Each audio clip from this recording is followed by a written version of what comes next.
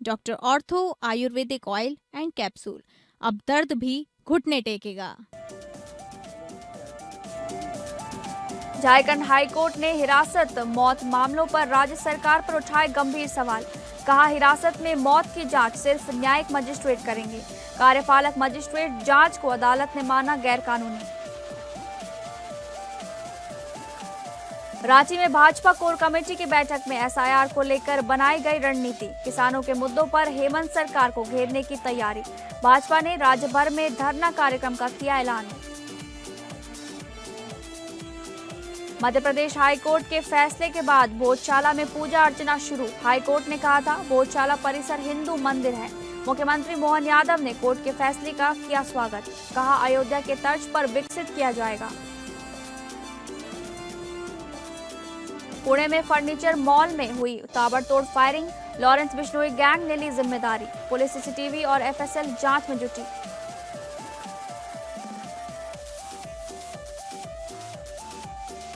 नमस्कार, आप सभी का बहुत बहुत स्वागत है स्टेट लाइव में। मैं हूं आपके साथ शालिनी राणा। स्टेट लाइव में सबसे पहले रुख करेंगे झारखंड से जुड़ी खबरों का। राजधानी रांची स्थित भाजपा मुख्यालय में प्रदेश भाजपा की कोर कमेटी की महत्वपूर्ण बैठक आयोजित की गई। बैठक में आदित्य प्रसाद साहू, बाबूलाल मरांडी सहित पार्टी के कई वरिष्ठ पदाधिकारी मौजूद रहे। कई घंटों तक चली इस बैठक में मुख्य रूप से झारखंड में एसआईआर की तैयारियों और राज्य के विभिन्न ज्वलंत मुद्दों पर चर्चा की गई। बैठक के दौरान राज्य की वर्तमान राजनीतिक परिस्थितियों, किसानों के संकट, बेमौसम बारिश और ओलावृष्टि से हुए नुकसान, राज्य सरकार की वादा खिलाफी और वोटर लिस्ट में कथित विसंगतियों को लेकर रणनीति बनाई गई। प्रदेश अध्यक्ष आदित्य साहू ने कहा कि झारखंड सरकार के किसी भी वादे और दावे पर भरोसा नहीं किया जा सकता, क्योंकि सरकार केवल घोषणाएं करने तक सीमित है। उन्होंने आरोप लगाया कि सरकार की अधिकांश घोषणाएं धरातल पर पूरी नहीं हुई हैं। बैठक के बाद मीडिया को जानकारी देते हुए प्रदेश महामंत्री गणेश मिश्रा ने कहा कि पूरे देश की तरह झारखंड में भी चुनाव आयोग द्वारा एसआईआर का कार्य किया जा रहा है। उन्होंने बताया कि वोटर लिस्ट में विसंगतियों को देखते हुए इस प्रक्रिया को गंभीरता से लागू करने पर चर्चा हुई। साथ ही किसानों को 3,200 रुपये प्रति क्विंटल एमएसपी देने के सरकारी दावे को भी विफल बताया गया। भाजपा ने किसानों और स्थानीय समस्याओं को लेकर 15 मई से 20 मई तक राज्य के सभी प्रखंड कार्यालयों में एक दिवसीय धरना कार्यक्रम आयोजित करने का निर्णय लिया है, जिसमें कार्यकर्ताओं के साथ साथ आम जनता की भी भागीदारी रहेगी। हमारे साथ श्री योगेंद्र जी और श्री अशोक पढ़ाई जी एवं तमाम पत्रकार बंधुओं, भारतीय जनता पार्टी ने आज जो बैठक आयोजित की प्रदेश पदाधिकारियों की, इसके पूर्व 3 जो निर्धारित बैठक है वो हो चुकी है, मंडलों में, जिलों में और कोर ग्रुप की बैठक। आज पदाधिकारी की बैठक थी और उसमें पिछले जितने बैठकें हुई उनमें जो विषय आया उसके आधार पर हम आगे की रचना। देश की ऊर्जा जरूरतों से जुड़ी सीसीएल की कोनार खास महल परियोजना जमीन संकट के कारण मुश्किल दौर से गुजर रही है। बेरमो स्थित बीएंड के एरिया की इस मेगा ओपन कास्ट परियोजना में विस्थापन और पुनर्वास की धीमी प्रक्रिया अब उत्पादन पर असर डालने लगी है। खास महल कोनार यानी एके के ओसीपी में माइंस विस्तार के लिए जरूरी जमीन अब तक उपलब्ध नहीं हो सकी है। हालांकि डीवीसी की 33,000 वोल्ट टावर लाइन हटने के बाद उत्पादन में कुछ राहत मिली है, लेकिन बरवाबेड़ा गांव और दरगाह मोहल्ला का विस्थापन अब भी बड़ी चुनौती बना हुआ है। बताया जा रहा है कि बरवाबेड़ा गांव के पुनर्वास की प्रक्रिया पिछले करीब 6 वर्षों से चल रही है। गोविंदपुर फेज 2 में पुनर्वास स्थल लगभग तैयार है, लेकिन प्रभावित परिवारों की शिफ्टिंग अब तक पूरी नहीं हुई। वहीं दरगाह मोहल्ला के पास हॉल रोड निर्माण के लिए जमीन नहीं मिलने से परियोजना विस्तार प्रभावित हो रहा है। जमीन की कमी का असर अब उत्पादन लक्ष्य पर भी दिखने लगा है। जानकारी के अनुसार इस वर्ष परियोजना का उत्पादन लक्ष्य घटाकर करीब 50 लाख टन कर दिया गया है। यदि जल्द समाधान नहीं निकला तो आने वाले समय में परियोजना और कोयला उत्पादन दोनों पर बड़ा असर पड़ सकता है। गलती है ना हटाने, हम लोग हटने को तैयार है, मगर हटाना वो नहीं चाह रहा है। ना घर के ना साइड दे रहा है, ना पेमेंट दे रहा है, ना किसी को रोजगार दे रहा है। यहाँ पे रोजगार के लिए हम लोग सब जाता है बाहर कमाने के लिए विदेश। क्या जरूरी है, यहाँ हम लोग की जमीन जा रहा है, यहाँ पर हम लोग कमाने का हक नहीं क्या यहाँ पे। जो पीओ आए हैं, पीओ साहब को कहना है कि वहाँ 1 महीना अंदर आप लोग को शिफ्ट कराएंगे, उसके बाद मैं इसको जो से आगे बढ़ाएंगे। जमीन का पैसा वो भी बोले हैं कि देंगे, मकान का है वो भी देंगे, और बकिया जमीन जो सत्यापन नहीं हुआ उसको बोले हैं कि सत्यापन करके देंगे। सबसे बड़ी समस्या AKKOCP में है ज़मीन की। अभी हम लोगों ने जो टेम्पररी उपाय लगाया है उसमें ओवरहेड लाइन को हम लोगों ने शिफ्ट किया है, जिसके चलते थोड़ी बहुत ज़मीन हमें उपलब्ध हो पाई है और वहाँ मशीन चल रही है। लेकिन वो शॉर्ट टर्म इंतजाम है जो कि 3 से 4 महीने तक ठीक ठाक चल पाएगा। झारखंड हाईकोर्ट ने हिरासत में होने वाली मौतों की जांच को लेकर ऐतिहासिक फैसला सुनाते हुए राज्य सरकार की कार्यप्रणाली पर कड़ी टिप्पणी की है। अदालत ने स्पष्ट कहा कि कस्टोडियल डेथ यानी हिरासत में मौत के मामलों की जांच केवल न्यायिक मजिस्ट्रेट द्वारा ही कराई जा सकती है। कार्यपालक मजिस्ट्रेट द्वारा कराई गई जांच कानून के अनुरूप नहीं मानी जाएगी। मुख्य न्यायाधीश MS सोनक और न्यायमूर्ति राजेश शंकर की खंडपीठ ने जनहित याचिका यानी कि WPPIL 1218/2022 पर सुनवाई करते हुए ये फैसला दिया। याचिकाकर्ता मुमताज अंसारी की ओर से अधिवक्ता मोहम्मद शादाब अंसारी ने पक्ष रखा। अदालत को राज्य सरकार की ओर से दाखिल पूरक हलफनामे में 427 कस्टोडियल डेथ की जानकारी दी गई थी, जिनमें 225 मामलों में न्यायिक जांच और 262 मामलों में कार्यपालक दंडाधिकारी द्वारा जांच का उल्लेख था। इसी पर अदालत ने गंभीर सवाल उठाए। अदालत ने अपने फैसले में कहा कि दंड प्रक्रिया संहिता की धारा 176 उपधारा 1A और भारतीय नागरिक सुरक्षा संहिता यानी कि BNSS की धारा 196 उपधारा 2 के तहत जांच का अधिकार केवल न्यायिक दंडाधिकारी को है। अदालत ने कहा कि संसद ने 2005 में संशोधन कर ये जिम्मेदारी कार्यपालिका से हटाकर न्यायपालिका को इसलिए सौंपी थी ताकि निष्पक्ष जांच सुनिश्चित हो सके। साथ ही सुप्रीम कोर्ट के ऐतिहासिक फैसलों का हवाला देते हुए हाई कोर्ट ने कहा कि हिरासत में किसी व्यक्ति की मौत संविधान के अनुच्छेद 21 के उल्लंघन का गंभीर मामला है और इसमें राज्य की जवाबदेही तय होना आवश्यक है।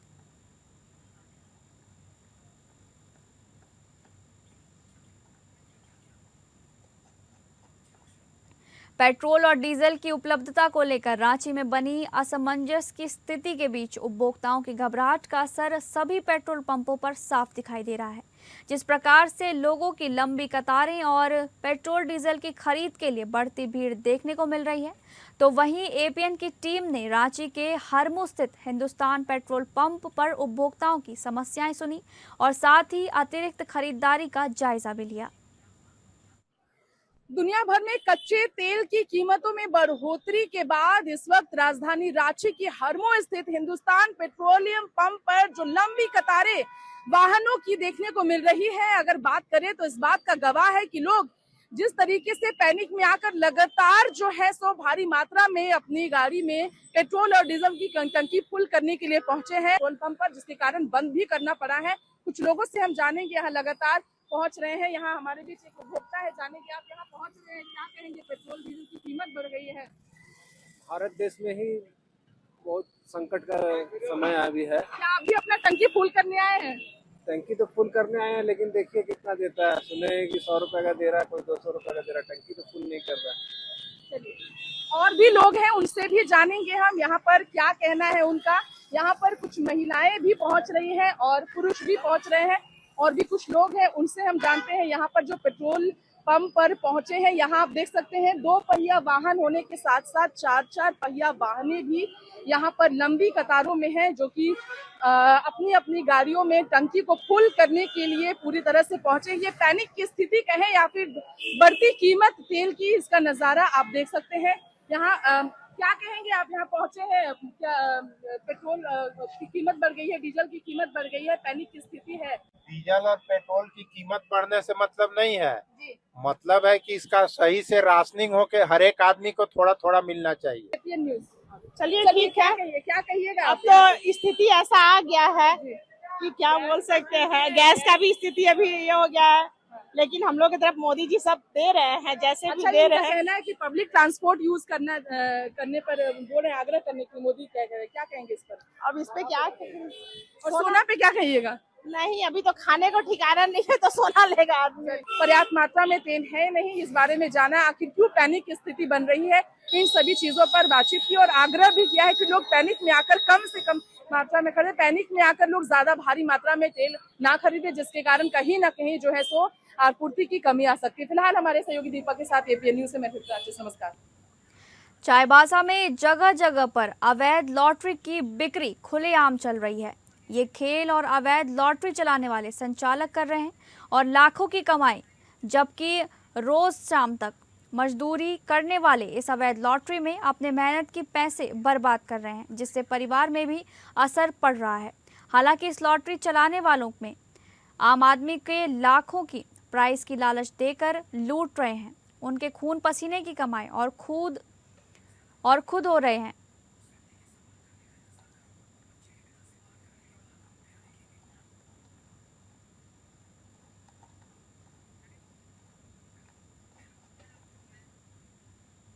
पूरे उत्तर भारत में आस्था और परंपरा का अनोखा संगम देखने को मिला। झारखंड के बेरमो कोयलांचल क्षेत्र में सुहागिन महिलाओं ने पूरे श्रद्धा और विधि विधान के साथ वट सावित्री पूजा संपन्न की। महिलाओं ने वट वृक्ष की पूजा कर पति की लंबी उम्र और अखंड सौभाग्य की कामना की। सुबह से ही मंदिरों में उमड़ी भीड़। सुबह होते ही बेरमो कोयलांचल के विभिन्न इलाकों में सुहागिन महिलाओं की भीड़ शिव मंदिरों और वट वृक्षों के नीचे जुटने लगी। नई साड़ियों और 16 श्रृंगार में सजी महिलाएं पूरे भक्ति भाव से पूजा करती नजर आईं। ऐसे हुई वट वृक्ष को जल अर्पित किया और रोली, चंदन, फूल व नैवेद्य चढ़ाया। इसके बाद कच्चे सूत को वृक्ष के तने में लपेटते हुए 7 या 108 बार परिक्रमा की और अपने पति की लंबी आयु की प्रार्थना की। पूजा के दौरान पंडितों ने वट सावित्री व्रत की कथा सुनाई, जिसमें माता सावित्री के पतिव्रत धर्म और यमराज से अपने पति सत्यवान के प्राण वापस लाने की कथा का वर्णन किया गया। पूरे क्षेत्र में सामूहिक पूजा को लेकर उत्सव जैसा माहौल रहा। व्रती महिलाओं ने भीगे चने, फल और पारंपरिक पकवानों का भोग लगाया। पूजा समाप्त होने के बाद महिलाओं ने अपने पति के पैर छूकर आशीर्वाद लिया।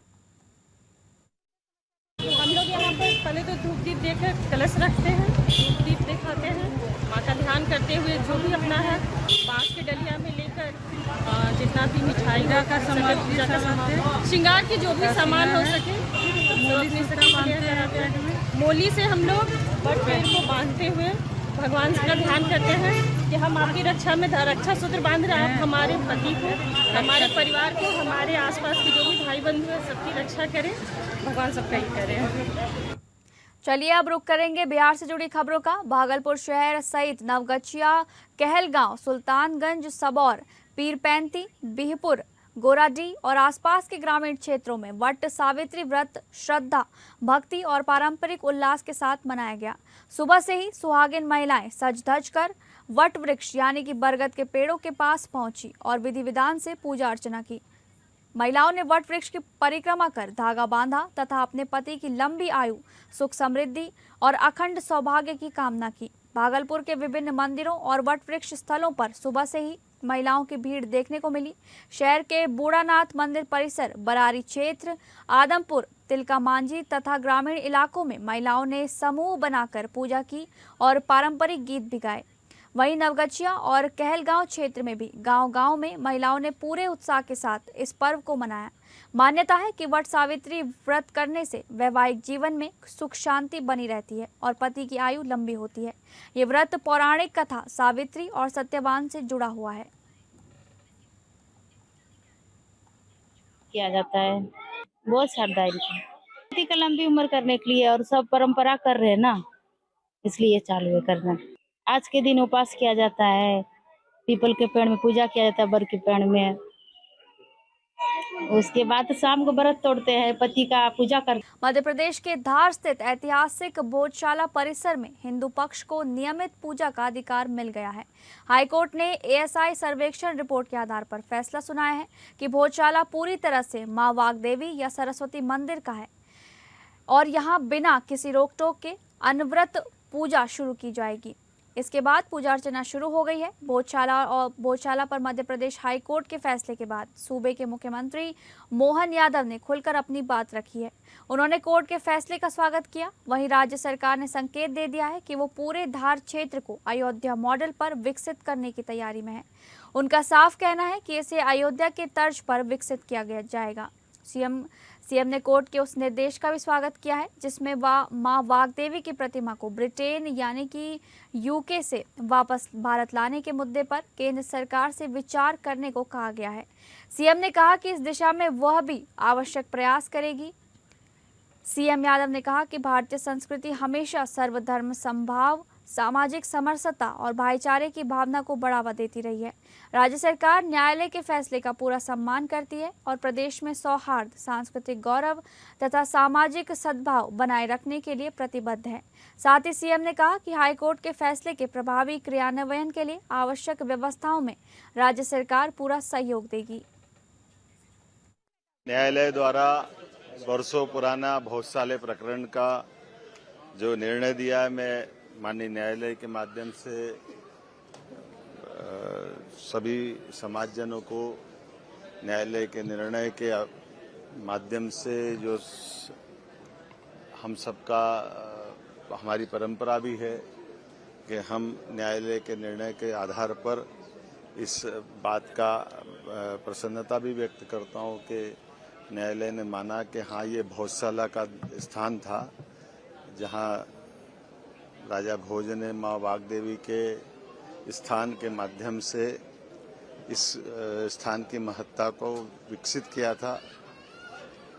मैं अपनी ओर से इस निर्णय का स्वागत करता हूं, अभिनंदन करता हूं, मध्य प्रदेश वासियों को बधाई भी देता हूं। अब बात करेंगे पंजाब से जुड़ी खबर की। शनिवार को नगर परिषद चुनाव के लिए नामांकन पत्र दाखिल करने का आखिरी दिन है और इस आखिरी दिन समराला में एसडीएम कार्यालय में हर राजनीतिक पार्टी द्वारा नामांकन पत्र दाखिल किए जा रहे हैं। समराला नगर परिषद में कुल 15 वार्ड हैं। उम्मीदवार अपने कागजात पूरे कर रहे हैं और उन्हें एसडीएम कार्यालय में जमा करा रहे हैं। इस मौके पर कांग्रेस पार्टी के हल्का इंचार्ज रुपेंद्र सिंह राजा गिल ने कहा कि उन्होंने नगर परिषद के सभी 15 वार्डों के उम्मीदवारों के नामांकन पत्र दाखिल कर लिए हैं। उन्होंने कहा कि समराला में लोग समराला की बेहतरी के लिए कांग्रेस पार्टी के साथ खड़े हैं और वे सभी उम्मीदवारों को जिताएंगे और समराला में कांग्रेस पार्टी की नगर परिषद बनाएंगे। राजा गिल ने कहा कि वे पिछले 4.5 सालों से समराला में लगातार काम कर रहे हैं और कांग्रेस पार्टी के नगर परिषद उम्मीदवार समराला की सूरत बदलने में कोई कसर नहीं छोड़ेंगे।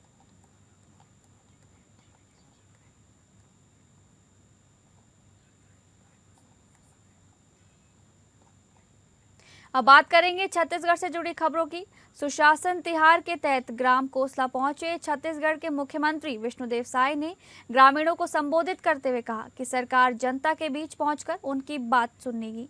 मुख्यमंत्री ने कहा कि वे यहां भाषण देने नहीं बल्कि ये जानने आए हैं कि शासन की योजनाओं का लाभ आम लोगों तक कितना पहुंच रहा है और लोगों को किन समस्याओं का सामना करना पड़ रहा है।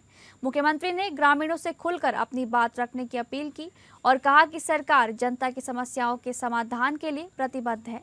इस दौरान वित्त मंत्री ओपी चौधरी, प्रशासनिक अधिकारी और स्थानीय जनप्रतिनिधि भी मौजूद रहे।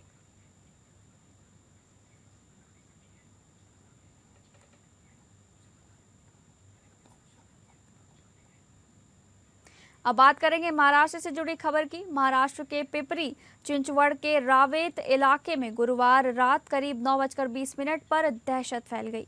बाइक पर आए 2 अज्ञात बदमाशों ने मशहूर एजे फर्नीचर मॉल को निशाना बनाकर ताबड़तोड़ फायरिंग की। हमलावरों ने पिस्टल से 6 राउंड से ज्यादा गोलियां चलाईं और वारदात के तुरंत बाद फरार हो गए। गोलियों की तेज आवाज से पूरा इलाका दहल गया। आसपास के दुकानदार और स्थानीय लोग डर के मारे सहम गए। फायरिंग में मॉल की नेम प्लेट और कांच के शीशे क्षतिग्रस्त हुए। रात की बात ये रही कि इस हमले में कोई व्यक्ति घायल नहीं हुआ। ये फर्नीचर मॉल है। यहाँ पे 2 अज्ञात इसम यहाँ पे आए 2 व्हीलर से और उन्होंने जो एजे फर्नीचर मॉल का जो नाम है, जो नेम प्लेट है, उसके ऊपर 3-4 राउंड फायर किए हैं और वो गाड़ी 2 व्हीलर से वो भाग गया है। और ये जो है इसके बारे में तपास चालू है। यहाँ पे जो कुछ सीसीटीवी फुटेज है, कुछ भौतिक पुरावे जो है वो जमा करने की तजवीज चालू है। यहाँ पे क्राइम ब्रांच और जोन 2 के सब अधिकारी स्टाफ यहाँ पे उपस्थित है। सब तहकीकात चालू है और गुना दाखिल करने की प्रक्रिया भी चालू है। डोंबिवली MIDC निवासी क्षेत्र स्थित प्रसिद्ध सिद्धिविनायक मंदिर में शुक्रवार सुबह एक चोर को दान पेटी से पैसे निकालते हुए रंगे हाथ पकड़ लिया गया। घटना सुबह करीब 6:34 की बताई जा रही है। जानकारी के अनुसार आरोपी दर्शन करने के बहाने मंदिर में दाखिल हुआ और दान पेटी से पैसे निकालने की कोशिश करने लगा। बताया गया कि आरोपी ने बारीक लकड़ी पर गोंद लगाकर दान पेटी के अंदर से पैसे निकालने की तरकीब अपनाई थी। उसकी पूरी हरकत मंदिर में लगे CCTV कैमरे में कैद हो गई। फुटेज देखने के बाद मंदिर के खजीनदार चंद्रशेखर शिंदे और दर्शन के लिए पहुंचे पांडुरंग उड़े ने सतर्कता दिखाते हुए आरोपी को मौके पर पकड़ लिया। बाद में उसे मानपाड़ा पुलिस के हवाले कर दिया गया। पुलिस के अनुसार आरोपी दान पेटी से काफी रकम निकाल चुका था। फिलहाल मानपाड़ा पुलिस आरोपी से पूछताछ कर आगे की कार्रवाई कर रही है।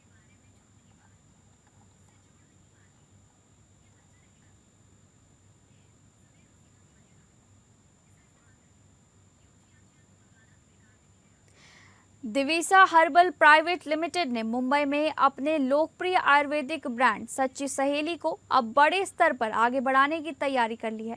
इसी कड़ी में बॉलीवुड अभिनेत्री एवं प्रोड्यूसर रवीना टंडन के साथ ब्रांड का नया विज्ञापन शूट संपन्न हुआ। कंपनी अब सच्ची सहेली वेलनेस रेंज के तहत महिलाओं की हेल्थ, कंफर्ट और डेली केयर से जुड़े कई नए आयुर्वेदिक प्रोडक्ट्स बाजार में लाने जा रही है। शूट के दौरान रवीना टंडन ने कहा कि उनका हमेशा से आयुर्वेद पर भरोसा रहा है। उन्होंने कहा कि सच्ची सहेली महिलाओं की ज़रूरतों को समझने वाला एक ट्रस्टेड ब्रांड बन चुका है और आज महिलाओं को ऐसे प्रोडक्ट्स की ज़रूरत है जो राहत के साथ बेहतर हेल्थ और बेहतर लाइफस्टाइल में भी मददगार साबित हों। सच्ची सहेली पिछले कई वर्षों से महिलाओं के बीच अपने टॉनिक और टैबलेट्स के कारण एक भरोसेमंद नाम बन चुका हुआ है।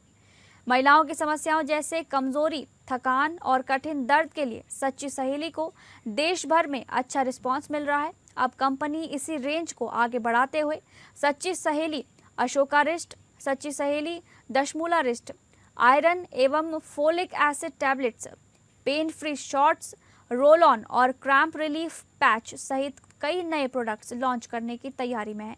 कंपनी के फाउंडर डॉक्टर संजीव जुनेजा ने कहा कि किसी भी ब्रांड की सबसे बड़ी ताकत उसका भरोसा और उसके रिजल्ट्स होते हैं। सच्ची सहेली ने वर्षों में महिलाओं के बीच यही विश्वास बनाया है और अब कंपनी इसे एक कंप्लीट आयुर्वेदिक वेलनेस रेंज के रूप में विकसित कर रही है।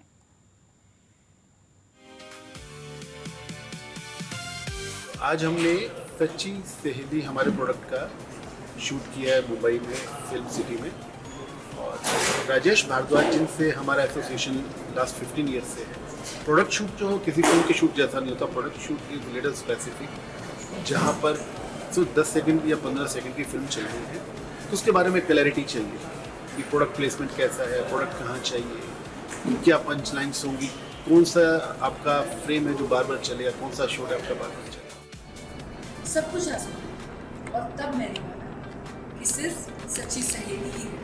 जैसा हम एडवाइस करते हैं, जैसा सजेस्ट करते हैं, हमेशा उससे बेटर रिजल्ट्स मिलते हैं। आर्टिस्ट भी हमेशा सपोर्ट करते हैं इन्हें, दे आल्सो नो कि एक अच्छा क्रिएटिव निकल गया है।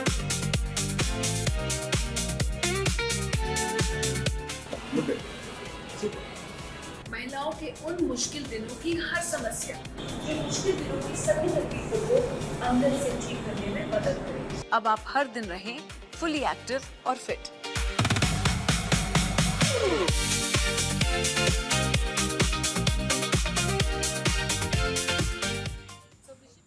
फिलहाल स्टेट लाइव में बस इतना ही। नमस्कार।